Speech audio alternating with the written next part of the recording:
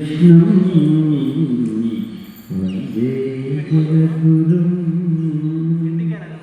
ఓం నమో భగవతే వాసుదేవాయ.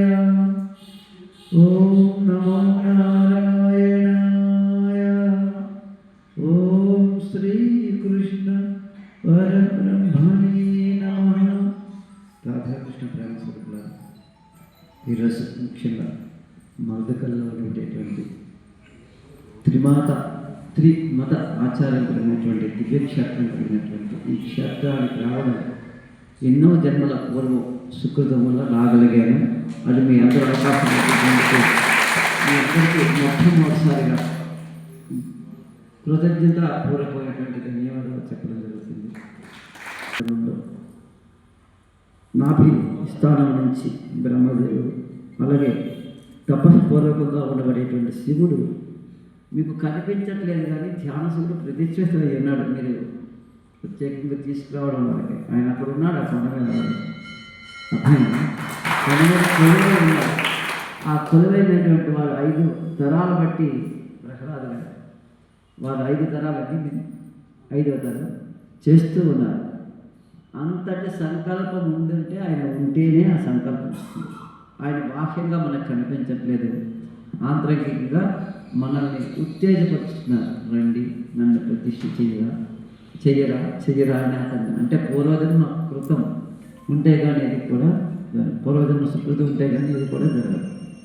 అలాగే ఈ రోజులో మనకు చెప్పారు ఇప్పుడు శంకరాచార్య గారు విశేషమైనటువంటి తత్వం ఏంటంటే భజ గోవిందం భజ గోవిందం గోవిందం భజ మూఢమతే అని చెప్పినటువంటి శంకరాచార్య. ఆయనకు కృష్ణుడు అంటే అపారమైన ప్రేమ. ఆయన మొట్టమొదట స్థాపించింది కృష్ణ దేవాలయం పూర్ణానది పక్కన. దేవాలయం కొట్టుకుపోతే పూర్ణానది పక్కన దేవాలయాన్ని కృష్ణుడు నన్ను వెళ్ళిపోతే లాగా అని చెప్పి దేవాలయాన్ని కృష్ణ దేవాలయాన్ని కట్టారు. చివరిగా వెళ్ళింది బద్రీనాథ్. అది శంకరాచార్యులు గారి జీవితం యొక్క అంటే మీరు ఇక్కడ అర్థం చేసుకోండి. అంటే శంకరాచార్య గారు సంపూర్ణంగా, అలాగే రామానుజాచార్య గారు అంకితమై ఉన్నారు పూర్తిగా. తర్వాత మధ్వాచార్య గారు విశిష్టమైనటువంటి భావంతో చెప్పారు. మధ్యలో ఇంకొక ఆయన ఉన్నారు వల్లభాచార్య గారు ఏదైతే ద్వైతం ఉందో దానికి ద్వైతానికి విశిష్టాన్ని చెప్పారు. విశిష్టాద్వైతాన్ని మనకి రామానుజాచార్యులు చెప్తే ద్వైతంలో యొక్క విశిష్టతను చెప్పారు వల్లభాచార్య గారు. మధుసూదనాచార్యులు ఉండేవారు. మధుసూదనాచార్యులు మొట్టమొదట ఆయన కేవలం పూర్తిగా సన్యాసం తీసుకున్నారు. సన్యాసులు భగవంతుని వైపు కాకుండా ఓంకార దృష్టితో వెళ్ళిపోతుంటారు, ధ్యాన దృష్టితో.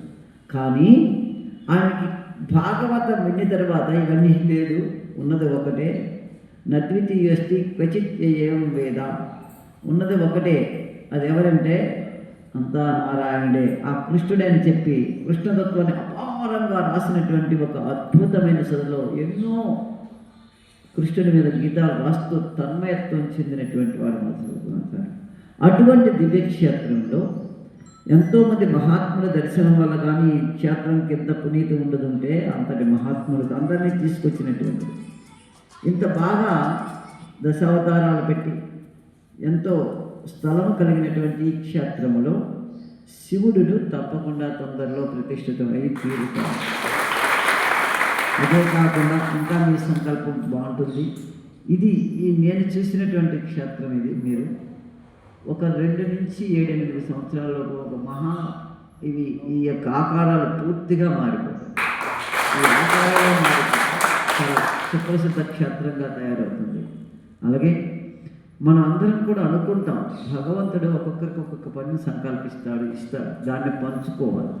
అమ్మ లేవగానే ఆహారాన్ని వండిన తర్వాత ఎవరికి ఎంత పెట్టాలో అంత పెడుతుంది. ఒక్కొక్కరికి కొంచెం పెడుతుంది, ఒకరికి 2 పెడుతుంది, ఎంత పెడుతుంది ఆవిడికి మాత్రమే తెలుసు. పిల్లవాడి పడుకు ఎవరు ఎంత తింటారు, పిల్లలు ఎంత తింటారు అనేది ఇంకెవరికి తెలియదు. కాబట్టి అలాగే భగవంతుడికి మాత్రమే తెలుసు మనకి ఏది పంచాలి, ఎలా పంచాలి. అలాగే పంచి కార్యక్రమాన్ని చేస్తూ ఉంటాం. అలాగే ఈరోజు నాది రావడం ఎంత అదృష్టమో. మధుసూదనాచార్య గారు కూడా పురోహిత్యం చేస్తూ నేను నిజంగా చెప్తున్నాను, పులకితమై పులకిత గాత్రముతోడ మదీయ హృత్కమలం వికసించే ఈరోజు నా మనస్సు అంతా కూడా, మీరు అక్కడ వెంకటేశ్వర స్వామి చూస్తున్నారు కానీ నాకు ఆయన నరసింహస్వామిలా కనిపించారు. నేను చూస్తుంటాను, నేను ఎంతసేపు చూసినా అందుకే మళ్ళా వెళ్ళాను లోపలికి. నాకు నరసింహస్వామి కనిపిస్తున్నాను. మళ్ళీ వెళ్ళారు, అర్థమైంది. మీరు వెంకటేశ్వర స్వామి, నేను వెంకటేశ్వర స్వామి ఉంటాను. నేను చూస్తున్నా, మళ్ళీ వెళ్ళా. ఏంటి నాకు అలా కనిపిస్తుంది, నేనేమైనా తప్పుగా చూసాను, మళ్ళీ అలాగే కనిపించాను. అర్థమైంది, నాకు అలాగే కనిపిస్తున్నాను. అంటే రెండు ఆకారాలని కలిగినటువంటి ఏకైక శిలపై ఉండేటువంటి వెంకటేశ్వర నృసింహ కలిగినటువంటి నేను రెండుసార్లు అందుకే వెళ్ళాను. రెండోసారి నేను యాక్చువల్లీ దేవాలయాలకు చాలా తక్కువ వెళ్తాను, చాలా తక్కువ. వెళ్ళకూడదని కాదు, వెళ్తాను, చాలా ఎక్కువ వెళ్తాను. దేవాలయాలకు తక్కువగా వెళ్తాను. దేవాలయ ప్రతిష్టలకు కూడా చాలా తక్కువ వెళ్తాను. నేను ఒక్కసారి వెళ్ళానంటే తప్పకుండా ప్రతిష్ట అయితే కాదు, లేకపోతే పుణ్యక్షేత్రాలకు వెళ్ళాను. అలా కాబట్టి నాకు అది కనిపించింది, నాకు అదే దృష్టితో ఉంది. ఇప్పుడు కూడా మీరు ఆలోచిస్తున్నారు, వెంకటేశ్వర స్వామి ఇలా ఉన్నారు నరసింహ ఆకారంలో, నరసింహస్వామి ఆకారంలో నేను అనుకుంటున్నాను. అందుకే మీకు వెంకటేశ్వర స్వామి కోరికలే తీర్చడం కాదు, నృసింహుడు మమదేహి కరావలంబం. అర్థమైందా? మమదేహి కరావలంబం. శ్రీమత్ పయోనిధి నికేతన చక్రపాణే భోగేంద్ర భోగమ నిరాజిత పుణ్యమూర్తే యోగేశ శాశ్వత శరణ్య భవాబ్దికోత లక్ష్మీ నృసింహము మమదేహి కరావలం. కాబట్టి ఆయన మీ దగ్గర కోరికను తీర్చేవాడు, మీ కోరికను తీర్చడానికి సిద్ధంగా ఉన్నాడు.